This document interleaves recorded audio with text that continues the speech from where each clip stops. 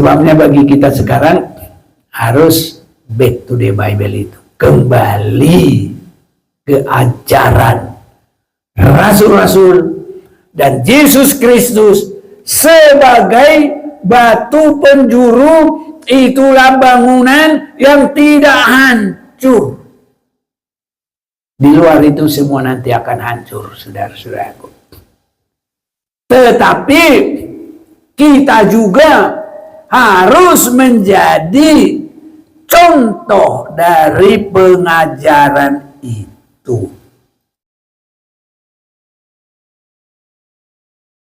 Salam. Puji Tuhan, kita bersyukur kalau saat ini kita berada di tempat ini oleh kemurahan Tuhan. Saudara-saudaraku, apa yang kita akan perhatikan di masa-masa sekarang adalah terjadinya kehancuran. Kalaupun manusia dunia ini, ya mereka membangun tapi di luar kebenaran firman Tuhan, semuanya terjadi kehancuran, keruntuhan. Itu yang terjadi. Bahkan saudara-saudaraku, kehidupan dan bangunan yang di luar fondasi yang benar itu juga akan runtuh semuanya. Saya mau mengajak kita membaca satu yang harus semakin terjadi dalam hidup kita. Efesus pasal yang kedua, saya bacakan bagi kita beberapa ayat.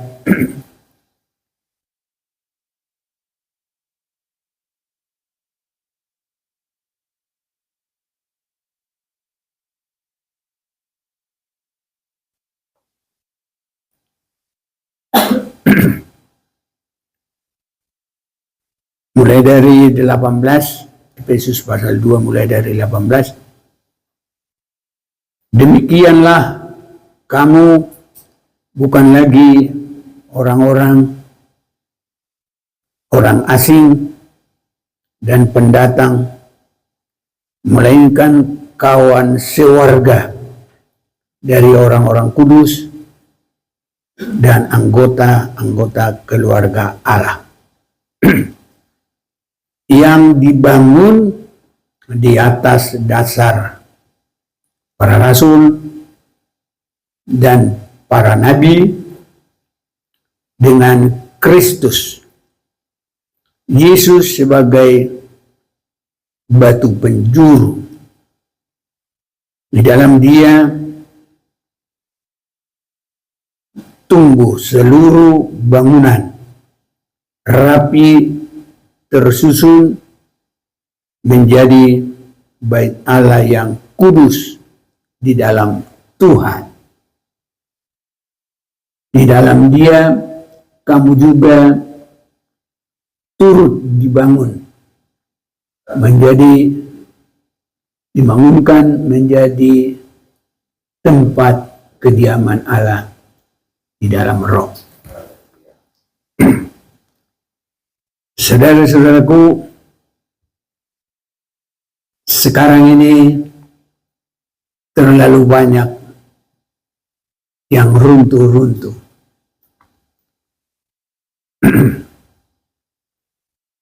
Saya kalau lihat YouTube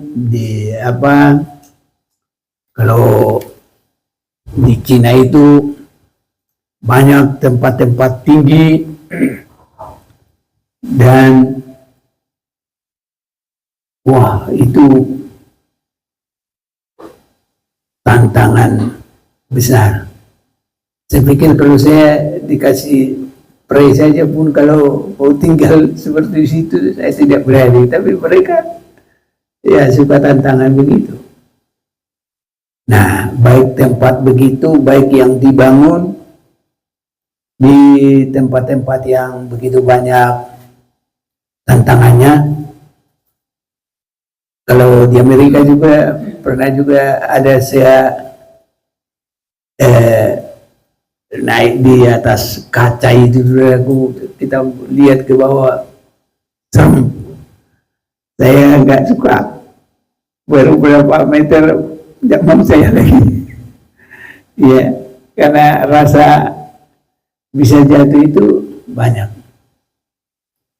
Saudara-saudaraku, itu dalam hal yang sedikit, tapi keruntuhan yang banyak, baik juga runtuh secara fisik itu terjadi, runtuh secara iman bisa terjadi, runtuh secara ya kekayaan, kepemilikan itu bisa terjadi, runtuh dari kesatuan juga itu terjadi. Terlalu banyak keruntuhan, saudara-saudaraku, karena memang dunia sekarang sedang menuju kepada kehancuran. Apapun kata orang itu sudah pasti terjadi, karena kita tidak tahu berapa sudah umur bumi ini. Yang kita tahu umur manusia hanya dari umur manusia. Kalau umur bumi kita enggak mengerti sudah berapa. Dan karena di bumi ini tidak ada yang kekal kecuali firman Tuhan dan Tuhan itu sendiri, tapi semua yang lain bisa runtuh, saudaraku. Jadi saya boleh melihat sekarang ini roh keruntuhan itulah yang terjadi, baik dunia amblas, runtuh, tenggelam, itu terjadi. Baik juga ya iman, kepemilikan, kasih, semua bisa mengalami keruntuhan. Saudara-saudaraku, supaya kita menghadapi itu, kita harus memiliki pondasi atau dasar yang kokoh.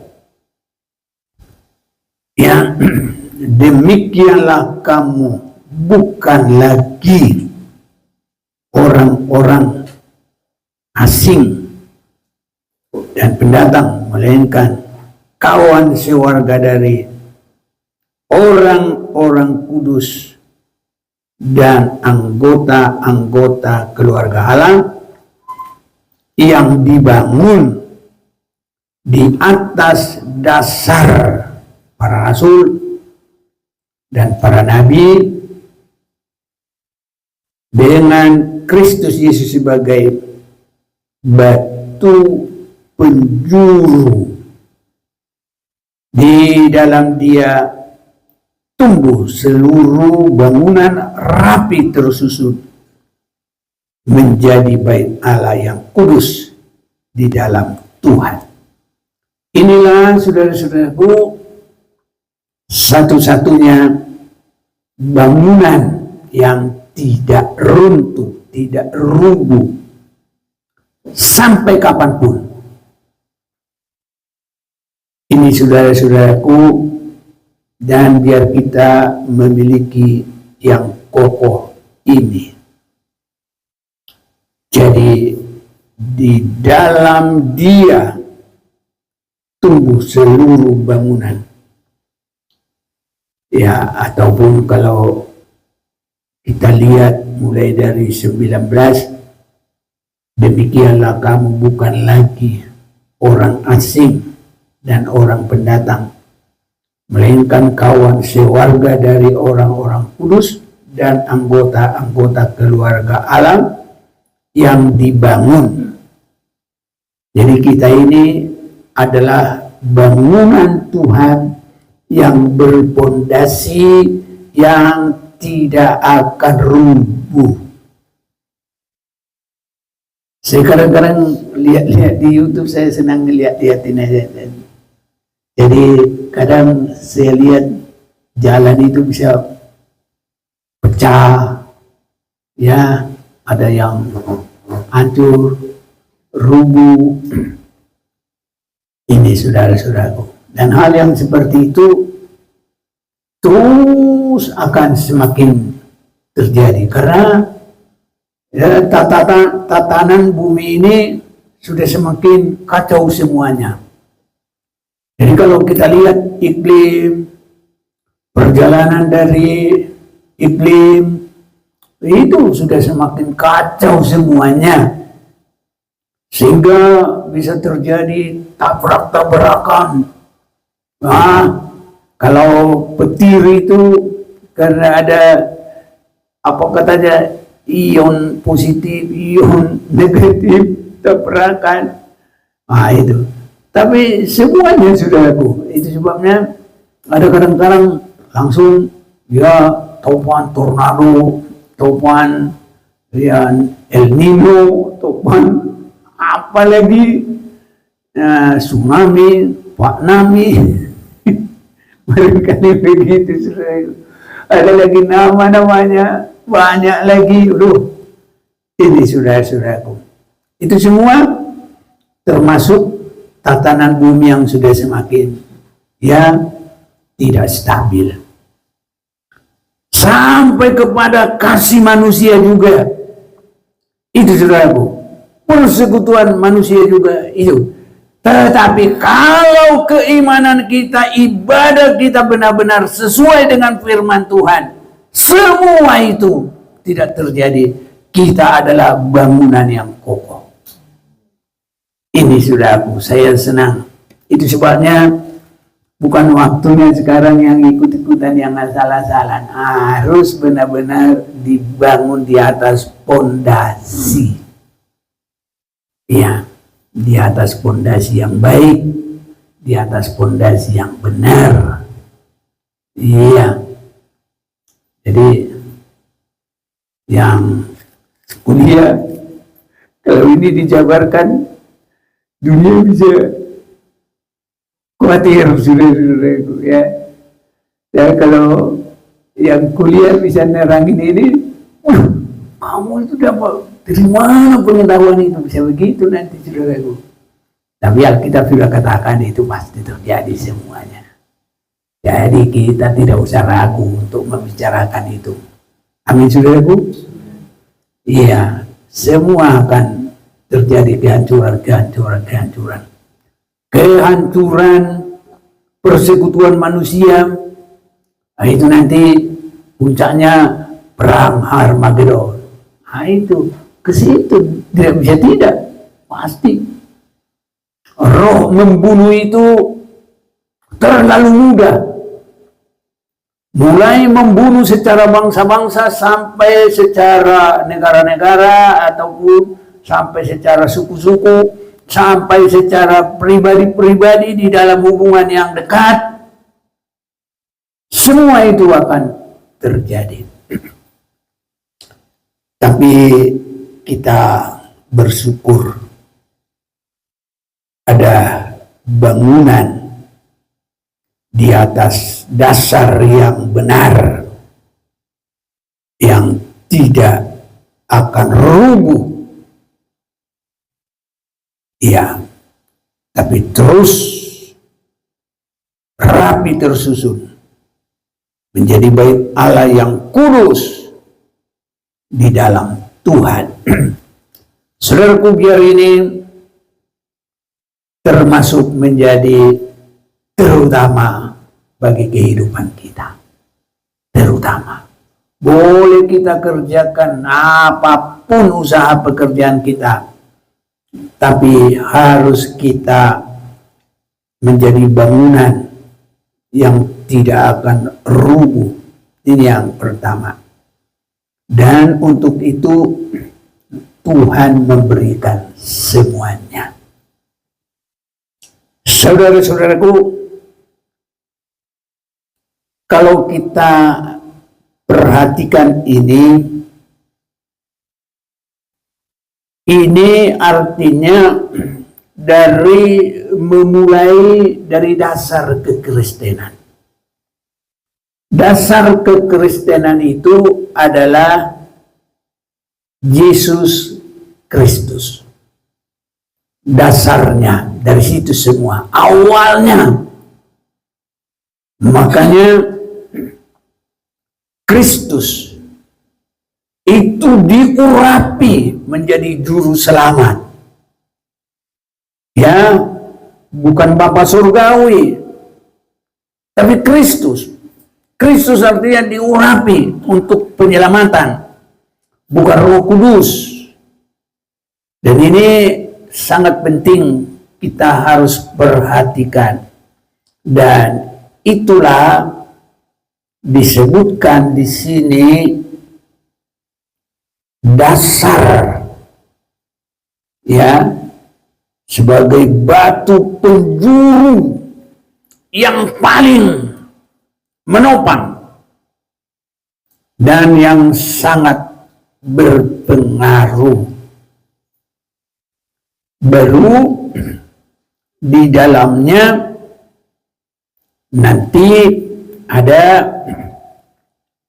rasul-rasul. Ini saudara-saudaraku.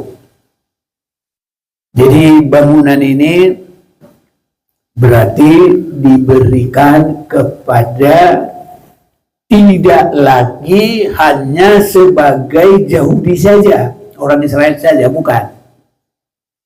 Ya, karena rasul-rasul itu sudah dipersiapkan, tidak ada lagi namanya hanya harus Yahudi, harus Israel, tidak. Tapi semua, siapa saja yang menerima, kepadanya diberi hak menjadi anak-anak Allah, anak-anak Tuhan, menjadi umat Tuhan. Ini saudara-saudaraku, ya. Jadi bagian dari kekhususan orang Israel itu sudah mulai beralih, saudaraku. Beralihnya di situ setelah ya rasul-rasul ini disuruh keluar, pergilah kamu ke seluruh bumi, siapa yang percaya dan dibaptis diselamatkan. Ini saudara-saudaraku yang kekasih. Jadi kita harus semakin mengerti. Dan ini saudara-saudaraku sudah terjadi, sudah hampir benar-benar 2000 tahun penuh. Karena kalau kita lihat awal penyuruhan itu adalah Yesus sesudah umur 30 terpanggil, dia mengadakan pelayanan, dan sampai sekitar menjelang 34 dia naik, saudaraku. Jadi kalau dari penyuruhan Yesus, pergilah kamu ke seluruh bumi, kepada rasul-rasul, itu dengan sekarang ini hanya tinggal sekitar ya 9 tahun lagi lah, ya kan? Karena 2025 tuh ke 30 menjelang 34, ya tinggal sedikit lagi lah. Itu saudara-saudaraku, ya 2000 tahun. Jadi itulah sudah ada selama itu penyuruhan untuk terjadinya pembangunan tubuh yang permanen ini, yang tidak bisa hancur, yang tidak bisa rusak. Saudara-saudaraku, ya, pondasi ini ini dicoba dialihkan supaya ya tidak seperti ini tatanan. Jadi yang sesungguhnya ya benar-benar Yesus memberitakan tentang Injil yang sesungguhnya supaya dibawa ke seluruh bumi. Dan murid-murid memberitakan Yesus yang sudah mati dan bangkit menjadi penebus itu. Rasul-rasul, saudaraku, ada 12, kalaupun Judas itu menjadi ya dia pengkhianat, perusak, diganti juga oleh Matias, jadi tetap. Dan dari inilah terjadi, saudara-saudaraku, ya bagaimana keteguhan dari bangunan-bangunan atau yang mendapat pemberitaan itu. Jadi ada, saudaraku, pengalaman yang semakin berkurang. Ya, semakin berkurang. Jadi biar kita semakin mengerti sedikit, ini kita harus semakin meluas dalam pengertian yang jadi dari 12 rasul itu nanti sebagai batu penjurunya adalah Yesus, tapi dari 12 rasul itu, dan situlah perkembangan semuanya, dan itu juga sebagai permulaan adanya surut juga, karena kerohanian juga ada pernah surut, tapi tidak akan benar-benar bisa sampai hancur, tapi ada surut. Dan saudaraku, perlu ini kita mengerti supaya kita tahu perkembangan yang sesungguhnya. Jadi di dalam masa rasul-rasul ini, pengajaran dari rasul-rasul langsung dan sebagai model, kata orang tipenya, ya, model kerohanian saat itu adalah Kisah Rasul 2. Ya, mulai 1 pasal itu semuanya. Ini ada mujizat, ada Roh Kudus, ada kesehatan, ada nyata pimpinan Tuhan. Ini saudara-saudaraku. Nah, dan kita harus tahu saat-saat timbulnya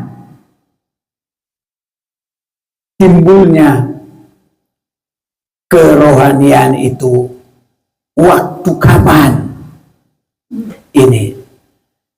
Karena setelah tahun 100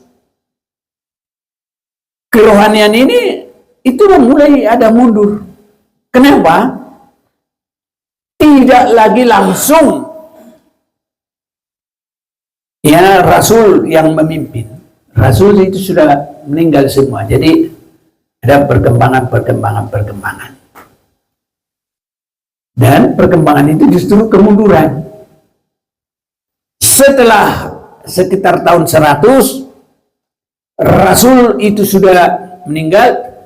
Kemudian sekitar 50 tahun lagi Roh Kudus itu juga sudah mulai nggak kelihatan, karena kehidupan dan persekutuan itu, keagamaan itu sudah mulai ada melenceng. Ini saudaraku, saya yakin karena kita sudah biasa mendengar, jadi saya yakin kita semua bisa menangkap. Ya. Dan sekitar sampai tahun 250, sampai pun baptisan air dan membaca firman sudah mulai ditinggalkan orang. Nah, kalau di saat-saat itu timbul agama baru, pasti bukan lagi seperti waktu di dasar ada Yesus. Berbeda. Nah, ini kita harus tahu. Dan memang tahun 312 itu permulaan ada agama baru. Namanya baru. Karena mereka banyak, ya, di mana-mana ada, tapi satu. Tapi satu itu bukan persatuan kasih. Satu itu bukan persatuan karena firman. Satu itu karena persatuan dalam kerajaan. Kekaisaran. Ada kaisar yang jadi Kristen. Waktu dia berperang, dia lihat tanda salib. Berperanglah dengan tanda ini dan kamu akan menang. Itulah Kaisar Konstantinus. Dan bahkan saat itu kekristenan maju. Karena dasarnya sudah berubah. Bukan pertobatan, bukan pengajaran yang benar, bukan kuasa Roh Kudus. Itu sudah semua sudah mundur. Tapi kesatuan keagamaan itu justru Kristen itu dibuat jadi agama resmi, agama negara. Pokoknya asal masuk di negara itu, ikuti cara itu, ya itu sudah dianggap Kristen. Jadi bukan lagi kebenaran-kebenaran, apalagi menyangkut dari Kisah Rasul pasal 2 sampai 5 itu masa kemajuan perkembangan yang luar biasa. Bahkan sudah mulai terakhir yang bersungguh-sungguh adalah Stefanus, Kisah Rasul pasal 7. Tapi juga dia mati terbunuh, dirajam, dilempari dengan batu, dan tidak ada lagi yang lain lagi yang meneruskan seperti itu. Jadi sebelum sekitar tahun 100 itu semuanya sudah asal begitu saja kerohanian. Nah, dan nanti juga timbul lagi agama lain karena sudah terjadi kekacauan-kekacauan. Itu agama yang dibawa oleh Nabi M. Tahu ya? Tahu nggak? Ya, Muhammad. Nah, itu resminya boleh dikatakan dia disebut Nabi tahun ya 610. Karena dia lahir tahun 570, dalam umur ke-40 disebut dia Nabi. Tapi dia tidak pernah ada hubungan seperti Rasul itu. Nah, jadi tahun 312 itu permulaan, ini saya sejarah, ya, mana tahu nanti YouTube diselidiki. Tapi bagaimana sejarahnya saya harus berani. Itu permulaan ada gereja Katolik. Tapi kerohanian saat itu semua sudah mundur. Ya, bahkan nanti sampai tahun 600 Alkitab juga enggak dibaca orang lagi. Ya, jadi keagamaan hanya apa kata pemimpin, dan yang ditetapkan juga pemimpin di gereja. Jadi pengakuan dosa nggak harus ke Tuhan lagi, langsung ke situ, dan yang lain-lain ke situ. Itulah. Dan itu saya katakan karena mereka banyak disebut, ada di mana-mana tapi bersatu, dan itu arti kata Katolik. Ini saudaraku. Jadi kita harus mengerti lahirnya itu di mana. Tapi kalau mereka ada pembaharuan ulang, nah itu nggak bisa disangkal. Dan memang sekarang saya dengar sudah banyak Katolik yang berkarismatik. Tapi kalau dari akhir awal atau dari awal sekali permulaannya, yaitu tadi agama kebiasaan dari agama negara. Ini saudara-saudaraku. Jadi itu sebabnya kita harus mengerti yang kita ikuti. Demikianlah kamu bukan lagi orang asing dan pendatang, melainkan kawan sewarga dari orang-orang kudus dan anggota-anggota keluarga Allah yang dibangun di atas dasar para rasul. Haleluya. Para nabi dengan Kristus Yesus sebagai batu penjuru. Bagaimana ini boleh terjadi? Nggak ada lagi rasul. Itu kita harus kembali ke Alkitab, pengajaran yang murni. Ini yang kata orang Inggris, back to the Bible. Haleluya. Kembali ke Alkitab yang murni. Ini. Jadi kita harus mengerti mana. Jadi dibangun di atas dasar para rasul, para nabi, dengan Kristus Yesus sebagai batu penjuru. Jadi harus berpusat kepada pembaharuan dalam penebusan Yesus. Berpengalaman di situ, berpraktek di situ. Ini harus terjadi bagi kita, saudaraku. Harus begitu. Dan itulah kekristenan kita. Dari situlah kita beribadah, dari situlah kita melayani, dari situlah kita menyembah Tuhan. Haleluya. Ini saudaraku, jangan salah. Jadi di luar itu tidak ada jaminan kokoh. Karena yang ada jaminan kokoh itu hanya pengajaran rasul-rasul. Dan sebagai inti batu penjuru, semua dari itu adalah Yesus Kristus sendiri. Itu tadi kita baca. Amin, saudaraku. Haleluya. Jadi di sini kita jangan bimbang, jangan meragu sedikit. Dan harus kita kejar ke situ. Jadi saudara-saudaraku, dalam Kisah Rasul mulai dari pasal 1 itu berpraktek sampai seluruh kisah para rasul itu, ya itulah akhir dari masa rasul-rasul semuanya.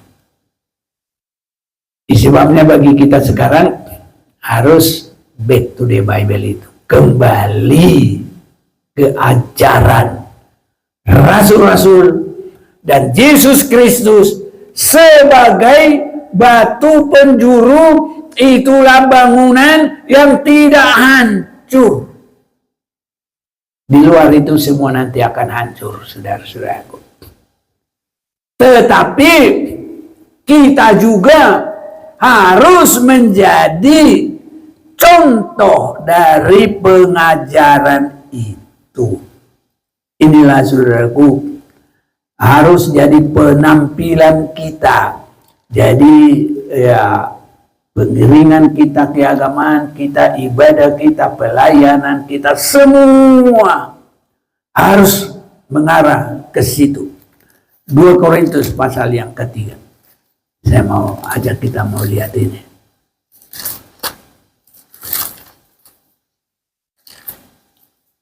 dalam pondasi yang benar, rasul-rasul dan Kristus sebagai batu penjuru.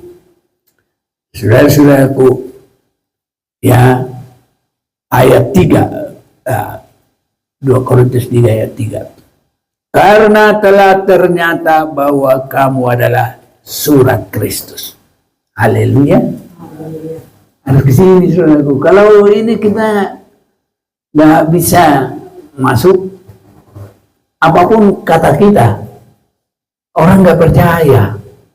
Sama aja, podo wae, kata orang tiap jauh. Podo wae. Opo? Itu katanya kan. Tapi saudaraku, kalau kita benar-benar surat Kristus, di mana orang begitu? Ya, dikata-katain, memberkati, disakitin, nggak membalas. Ini saudaraku, kita surat Kristus. Wah, orang itu nggak ada kebenciannya. Ini saudara. Makanya hukuman juga nanti terjadi, kehancuran juga terjadi kalau sudah ada gereja yang murni. Haleluya.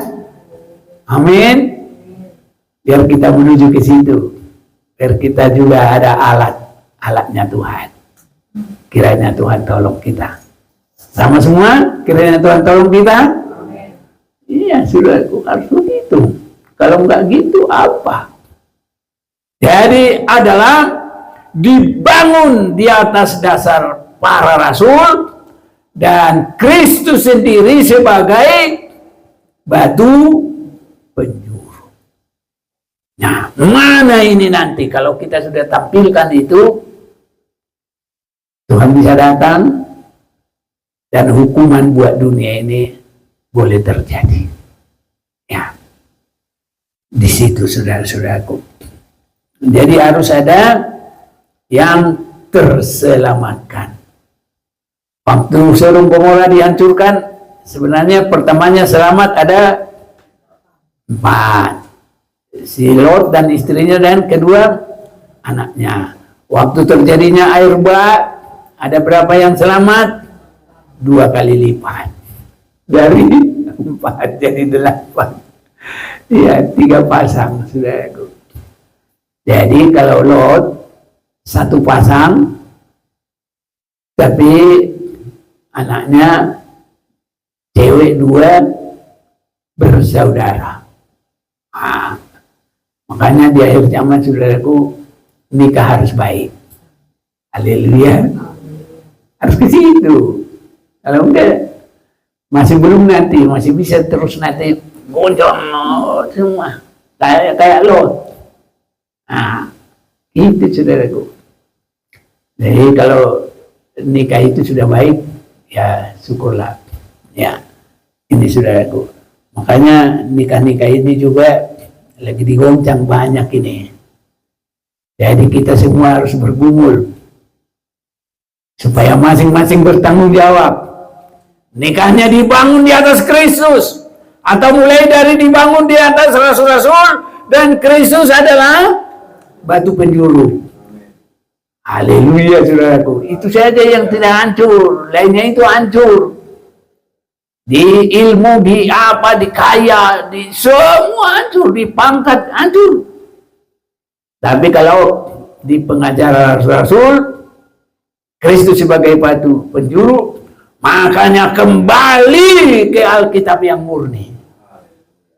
Ini saudaraku. Itulah keberadaan kita. Jadi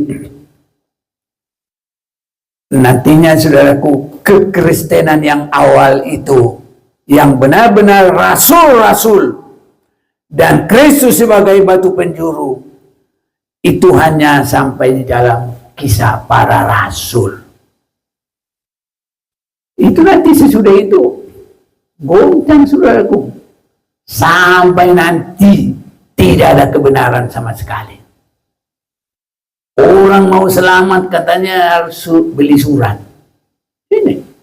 Dan itu lamanya sampai 900 tahun. Nanti muncul, ya, siapa namanya? Martin Luther protes. Tapi belum sempurna, baru 95 dalil. Ini enggak bagus, ini enggak benar, ini enggak benar. Baru itu. Dan itulah katanya sebagai permulaan Kristen. Maka orang yang bilang yang pertama adalah Katolik. Bukan. Yang pertama itu adalah rasul-rasul dan Kristus sebagai batu penjuru. Itu justru sesudah lahirnya ini Katolik ini di dalam masa tidak ada rasul. Yang ada adalah Kaisar. Haleluya. Ngerti ya? Jadi lahirnya Katolik bukan kita ini sejarah. Lahirnya Katolik adalah di masa tidak ada rasul. Karena rasul itu semuanya sudah meninggal paling lama di tahun 100. Kalau menurut penelitian terakhir itu sebagai yang terakhir adalah Rasul Yohanes di Pulau Patmos, itu diperkirakan tahun 90. Nah, dan itulah sebagai fullnya pengajaran rasul-rasul saat itu. Sesudah tahun 100 ya sudah ada kemunduran. 150 mundur. 312 sama sekali. Ya, bukan karena pemimpin agama, tapi adalah pemimpin negara. Itu yang mengokohkan agama. Jadi agama bukan dari kekuatan yang benar-benar Tuhan, tapi dari kekuatan negara manusia. Ini saudaraku. Dan itu lama. Nanti kembalinya mulai lagi 1517 Martin Luther, mulai lagi timbul William Booth, mulai lagi timbul John Wesley. Nah, itu gereja yang banyak itu di Blok M itu Metodis. Nah, gitu itu saudara-saudaraku. Dan nanti mulai kesembuhan 1400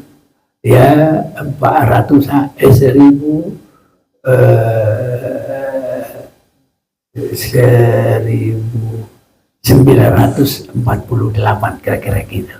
Kalau orang mulai terima Roh Kudus lagi, itu baru 1906. Nah, di Kansas City. Jadi kembali kepada masa rasul-rasul ini justru masih baru, saudaraku. Masih baru. Tapi itulah sebagai nanti akhir penutup. Makanya kita harus bersungguh-sungguh ini, saudaraku, kemurahan Tuhan. Dan kalau kita mengerti sungguh-sungguh, syukuri, tekuni, harus jadi milik kita. Jangan hanya karena tahu, saudaraku, tapi kita harus benar-benar diberkati di dalamnya. Dan ini kehendak Tuhan di akhir zaman ini. Gereja yang dibangun di atas rasul-rasul dan sebagai batu penjuru adalah Yesus Kristus. Dibangun di situ, saudaraku, kita ini. Nah, jadi bersyukur kita juga bisa mendapat pengertian, saudara-saudara, itu dari Tuhan. Jadi nanti kalau semua harta benda itu berakhir di Wahyu pasal 18. Dalam 1 jam semua hancur. Tapi Wahyu 19 ada pesta nikah anak domba Allah. Wahyu 20 ada kerajaan 1000 tahun. Wahyu 21 ada Yerusalem baru sampai 22, dan ke sana kita akan Tuhan bawa. Mari mau menyembah Tuhan. Apa kelemahan